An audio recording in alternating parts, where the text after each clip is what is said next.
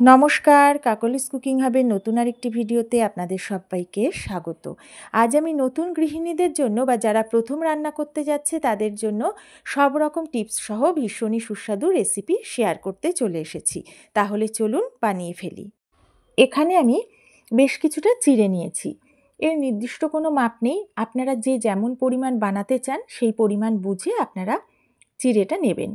এখানে যে চিড়েটা নিয়েছি সেটা কিন্তু যে খুব মোটা চিড়ে আছে সেটা নয়, আবার একেবারে পাতলা মিহি যে চিড়েটা সেটাও কিন্তু নয়। এটা মাঝারি ধরনের মোটা আর একটু লম্বাটে যে চিড়েটা হয় সেই চিড়েটা নিয়েছি। এই ধরনের চিড়ে দিয়ে এই রেসিপিটা বানালেই বেশি ভালো হবে। এখন এর মধ্যে দিয়ে দিচ্ছি আমি বেশ কিছুটা জল। এই জল দিয়ে হালকা হাতে ভালো করে নেড়ে চেড়ে আমি চিড়েটাকে ৩-৪ বার জল পাল্টে পাল্টে ধুয়ে নেব। যতক্ষণ না স্বচ্ছ জল বেরোয় ততক্ষণ পর্যন্ত ধুয়ে নেব। তারপরে একটা ছাঁকনিতে এটাকে ঢেলে জলটা সম্পূর্ণ ঝরিয়ে চিড়েটা আলাদা করে রাখব। একটা বড় ছাঁকনিতে আমি চিড়েটা জল ঝরিয়ে নিয়ে নিয়েছি। এই ছাঁকনিতেই আমি এটা রেখে দিচ্ছি। আর চিড়েটা ধুয়ে নেওয়ার পরে ভিজিয়ে রাখার কোনো প্রয়োজন কিন্তু নেই, সাথে সাথেই জলটা ঝরিয়ে নিতে হবে। এখন আমি যেই ছোট চামচটা নিয়েছি এই চামচের প্রায় ৩ চামচ মতো চিনি আমি এর উপরে দিয়ে দিলাম। আর আমি এখন দিচ্ছি এই ছোট চামচটার হাফ চামচ লবণ। এখন একটা চামচের সাহায্যে আমি চিনি আর লবণটা সম্পূর্ণ চিড়ের মধ্যে মাখিয়ে নিচ্ছি। উপর নিচ করে এটা খুব ভালোভাবে মাখাতে হবে যাতে সব চিড়ের গায়ে সমানভাবে চিনি আর লবণটা লাগে। আর এটা একটু আলতোভাবে আর সাবধানে করতে হবে, কারণ যেহেতু চিড়েটা ভেজা আছে তাই এটা তাড়াতাড়ি করতে গেলে কিন্তু চিড়েটা ভেঙে যেতে পারে। আর চিনি আর লবণের পরিমাণটা আপনারা যে যেমন পরিমাণ চিড়ে নেবেন বা স্বাদ বুঝে ব্যবহার করবেন। আমি এই ছাঁকনির মধ্যেই এটা মেখে নিচ্ছি। আপনাদের যদি অসুবিধা মনে হয় একটা বড় পাত্রে ঢেলে এটাকে মেখে নেবেন। এবারে এইভাবে মেখে এটাকে আমি 10 থেকে 15 মিনিট রেখে দেব। যদি আরেকটু বেশি সময়ও রাখেন তাতেও ভালো হবে। এখানে এই রেসিপিটার জন্য খুবই প্রয়োজনীয় একটা টিপস আমি আপনাদের সাথে শেয়ার করছি।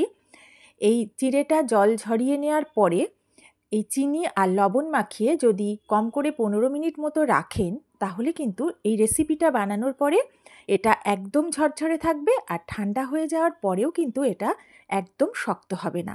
পুরোটা দেখলেই আপনারা বুঝতে পারবেন। এখন গ্যাসে একটা কড়া বসিয়ে দিয়ে এতে দিয়ে দিলাম পরিমাণ মতো হোয়াইট অয়েল। তেলটা খুব ভালো করে কড়ার চারিদিকে ছড়িয়ে দিয়ে হাই ফ্লেমে গরম করে নিলাম। তারপর গ্যাসের ফ্লেমটা একদম লো করে দিয়ে আমি প্রথমে এতে ফোড়ন দিচ্ছি হাফ চা চামচ কালো সর্ষে, আর দিচ্ছি একটা শুকনো লঙ্কা, মাঝখান থেকে এটাকে ফাটিয়ে দিলাম। আর আমি দিয়ে দিচ্ছি বেশ কিছুটা কারি পাতা। যেহেতু এটা স্টোর করা ছিল তাই এটা একটু শুকনো, যদি একদম কাঁচা কারি পাতা দেন মাঝখান থেকে ছিঁড়েও দিতে পারেন। এবার খুব ভালো করে ফোড়নটা ভেজে নিচ্ছি, গ্যাসের ফ্লেম লো করে ঢাকা দিয়ে বেশ কিছুটা সময় ভাজবো, যতক্ষণ না সর্ষেটা একটু ভালোভাবে একটু চটপট করে ওঠে। খুব সুন্দরভাবে ফোড়নটা ভাজা হয়ে গেছে, ঢাকা তোলার পরে খুব সুন্দর গন্ধ বেরোচ্ছে। এখন আমি এর মধ্যে দিয়ে দিচ্ছি গাজর কুচি। একদম ছোট্ট ছোট্ট কিউবের আকারে গাজরটা আমি কুচিয়ে নিয়ে এর মধ্যে দিয়ে প্রথমে অল্প কিছুটা সময় নেড়ে চেড়ে একটু ভেজে নিলাম। এবারে আমি এর মধ্যে দিচ্ছি বিনস কুচি। একইভাবে বিনসটাও ছোট্ট ছোট্ট করে কেটে নিয়েছি। এটা দিয়েও একটু নেড়ে নেওয়ার পরে এর মধ্যে আমি দিয়ে দেবো 1/4 চা চামচ লবণ। লবণটা দিয়ে ভালো করে মিশিয়ে নিয়ে ঢাকা দিয়ে প্রথমে মিনিট খানেক ভেজে নেব একদম লো ফ্লেমে। সবজি আপনারা যে কোনো শেপেই কাটতে পারেন, তবে একটু ছোট করে কাটলে ভাজা বা সেদ্ধটা তাড়াতাড়ি হয়। এখন একই রকমভাবে ছোট ছোট করে কেটে নেওয়া আলু আমি এর মধ্যে দিয়ে দিলাম। আলুটা দিয়ে একটু নেড়ে চেড়ে নিচ্ছি। এখন আর লবণ দেব না, আগে যেহেতু লবণটা দেওয়া আছে আর চিড়েতে লবণ মাখানো আছে। আর আমি দিয়ে দিচ্ছি 2টো কাঁচা লঙ্কা কুচি। ঝালটা অবশ্যই আপনারা আপনাদের স্বাদ বুঝে দেবেন, ঝাল বেশি খেলে এখানে কাঁচা লঙ্কার পরিমাণ বাড়িয়ে দেবেন। এখন ভালো করে নেড়ে নিয়ে আবারও কিছুক্ষণ ঢেকে রাখার পরে আমি এখানে দিয়ে দিচ্ছি 1.5 চা চামচ মতো মিহি করে কুচিয়ে নেওয়া আদা। আদাটা দিয়ে ভালো করে একটু ভেজে নিচ্ছি। যারা রসুন খেতে চান এই আদার সাথে রসুন কুচিটা এই সময়ে অ্যাড করে দেবেন। ভালো করে নেড়ে চেড়ে নিয়ে আবারও ঢাকা দিয়ে আমি মিনিট খানেক এটাকে একটু ভেজে নেব। মিনিট খানেক পরে ঢাকাটা তুলে নিয়ে আমি একটু নেড়ে নিচ্ছি। সবজিগুলো কিন্তু বেশ নরম হয়ে গেছে। এখন আমি এর মধ্যে দিয়ে দিচ্ছি ক্যাপসিকাম কুচি। একদম ছোট্ট ছোট্ট টুকরো করে আমি ক্যাপসিকাম কেটে নিয়েছি।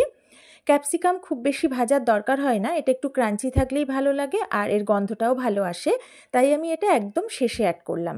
এবারে দিয়ে দিলাম 1.5 টেবিল চামচ মতো কাজু বাদাম আর এখন দিচ্ছি অল্প পরিমাণ কিশমিশ, এটা আমি আগে ধুয়ে তারপর দিলাম। এখন ক্যাপসিকামের উপরে দিচ্ছি 1/4 চা চামচ লবণ। এবার এই সব কিছু মিশিয়ে নিয়ে গ্যাসের ফ্লেমটা লো টু মিডিয়ামে করে প্রথমে অল্প কিছুটা সময় একটু নেড়েচেড়ে ভেজে নেব। যারা পেঁয়াজ কুচি দেবেন তারা এই সময়ে পেঁয়াজ কুচিটা অ্যাড করবেন, কারণ এই রেসিপিতে পেঁয়াজ কিন্তু খুব বেশি ভাজার দরকার হয় না। এবারে এখন নেড়েচেড়ে নেওয়ার পরে আমি ঢাকা দিয়ে লো ফ্লেমে মিনিট 2 ভেজে নেব। মিনিট 2 পরে ঢাকাটা তুলে নেওয়ার পরে আবারও বেশ কিছুটা সময় আমি সব কিছু ভেজে নিয়েছি, যাতে কাজু, কিশমিশ আর ক্যাপসিকামও খুব সুন্দরভাবে ভাজা হয়ে যায়। সব কিছু যখন সুন্দরভাবে ভাজা হয়ে যাবে, খুব সুন্দর একটা গন্ধ বেরোতে শুরু করবে, তখনই এই চিনি আর লবণ মাখিয়ে রাখা চিঁড়েটা দিতে হবে। এখানে একটা জিনিস আমি দেখাতে ভুলে গেছি এবং বলতেও ভুলে গেছি, যে সবজিটা ভাজতে ভাজতে আমি কিন্তু 1/2 চা চামচ মতো হলুদ গুঁড়ো দিয়েছিলাম। যতক্ষণ পর্যন্ত না হলুদের কাঁচা গন্ধটা চলে যায় ততক্ষণ পর্যন্ত কিন্তু আমি ভেজে নিয়েছি। এই হলুদটা কিন্তু অবশ্যই দিতে হবে। এবারে খুব আলতো হাতে উপর নিচ করে আমি চিঁড়ের সাথে সবজিটা মিশিয়ে নিচ্ছি, এবং যাতে চিঁড়ের কোনো অংশে সাদা ভাবটা না থাকে, পুরোটাই হলুদ হয়ে যায়, সেইভাবে একটু সময় নিয়ে আলতোভাবে এটা মিশিয়ে নিচ্ছি। গ্যাসের ফ্লেমটা মিডিয়ামে রেখে আমি বেশ কিছুটা সময় ভেজে নিয়েছি। এখন লো ফ্লেমে ঢাকা দিয়ে আমি মিনিট 2 এইভাবে রেখে দেব। 2 মিনিট পরে ঢাকাটা তুলে নিয়ে আবারও আমি আলতো হাতে নেড়েচেড়ে উপর নিচ করে একটু ভেজে নিচ্ছি। গ্যাসের ফ্লেমটা আমি এখন একদম লোতে রেখেছি, আর দেখুন আমি একটু দেখিয়েও দিচ্ছি, এটা কিন্তু একদম ঝুরঝুরে আছে, একটুও গায়ে গায়ে লেগে যায়নি। আমি মাঝে চিনি আর লবণটা চেক করে নিয়েছি, অল্প পরিমাণ একটু চিনি আর লবণ অ্যাড করেছি। লবণ, মিষ্টি, ঝালটা অবশ্যই আপনারা আপনাদের স্বাদ বুঝে ব্যবহার করবেন। রান্নাটা কিন্তু আমার একদমই কমপ্লিট। মিনিট 2 মতো এইভাবে লো ফ্লেমে একটু ভেজে নেওয়ার পর গ্যাসের ফ্লেমটা আমি অফ করে দেব। গ্যাসের ফ্লেমটা অফ করে দিয়েছি, এখন ঢাকা দিয়ে 2 মিনিট রেখে এটা পরিবেশন করব। একদম ঝরঝরে চিঁড়ের পোলাও রেডি হয়ে গেছে খাওয়ার জন্য। নতুন গৃহিণীদের জন্য বা যারা সবেমাত্র রান্নাঘরে ঢুকছেন, প্রথম রান্না করতে যাচ্ছেন, তাদের জন্য আমি সব রকম টিপস সহকারে রেসিপিটা শেয়ার করলাম। সব টিপসগুলো ফলো করে যদি রেসিপিটা বাড়িতে বানান, তাহলে একদম পারফেক্ট চিঁড়ের পোলাও তৈরি হবে। ঝরঝরে তো হবেই, তার সাথে ঠান্ডা হয়ে গেলেও চিঁড়ে কিন্তু একটুও শক্ত হবে না। আশা করি বাড়ির সকলে খেয়ে ভীষণ খুশি হবে। আর আমি শুধুমাত্র তেল দিয়ে রান্নাটা করলাম, আপনারা চাইলে ঘি আর তেল মিশিয়েও এটা করতে পারেন। যদি আমার ভিডিও ভালো লাগে অবশ্যই ভিডিওতে একটা লাইক করবেন, কমেন্ট করবেন, পারলে একটু শেয়ার করবেন। নতুন বন্ধু যদি আমার ভিডিও ভালো লাগে, আমার বন্ধু হয়ে না থাকলে অবশ্যই বন্ধু হয়ে পাশে থাকবেন। সকলকে অনেক ভালোবাসা জানিয়ে আজকের মতো বিদায় নিচ্ছি। সবাই ভালো থাকবেন, সুস্থ থাকবেন।